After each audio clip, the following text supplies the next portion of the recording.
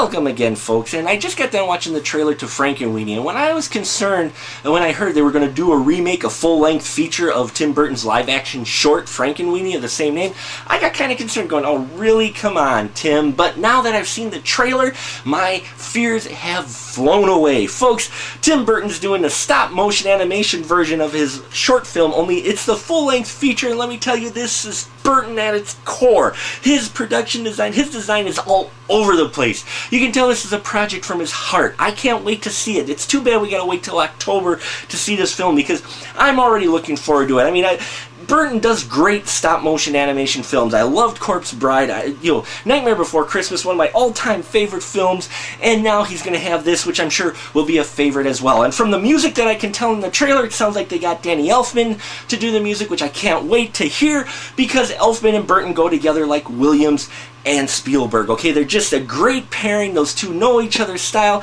and they complement each other so well. Definitely check out the Frankenweenie trailer. Now, what else you got to check out if you can? 1963, The Raven. Yes, now, if you're expecting a review of the new movie, The Raven, I'm just not that lucky to get that advance of a viewing. But don't go away! You gotta hear about this 1963 classic, okay?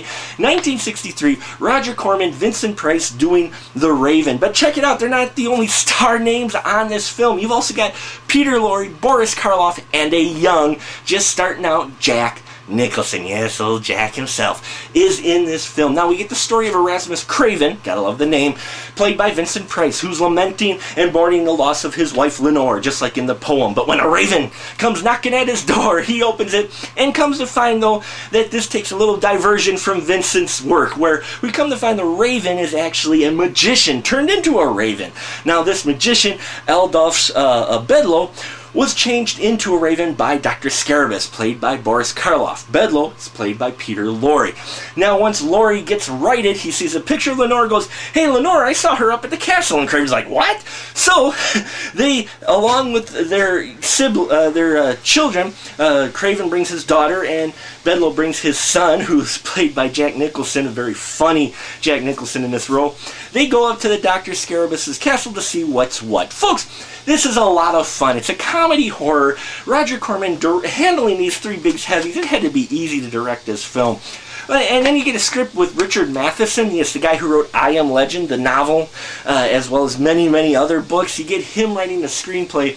You can't help but have, just some comedic gold in there, and that you do. It's great seeing these three big heavies poke fun, tongue-in-cheek at the exact genres that they helped make big. Vincent Price's character, Craven, is great as the kind of very calm, cool, collective hero who is still love-struck looking for his Lenore. You got Dr. Scarabus, Boris Karloff playing a bad guy. Go figure. He does fantastic at it. And Peter Lorre just rounds out the cast so well with he gets some of the best lines in there.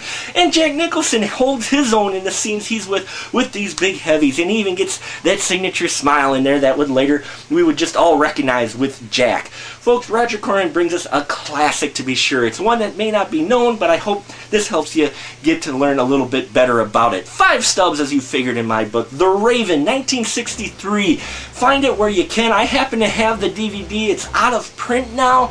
My wife got it to me. Best gift I got for a while. I used to watch it on beta. Okay, that's how I'm dating myself. I used to watch this thing on beta all the time as a kid. So, definitely a movie. If you can get your hands on a copy, check out The Raven, 1963. You will not be disappointed if you like any of these three actors, or if you're just looking for some new classic to watch.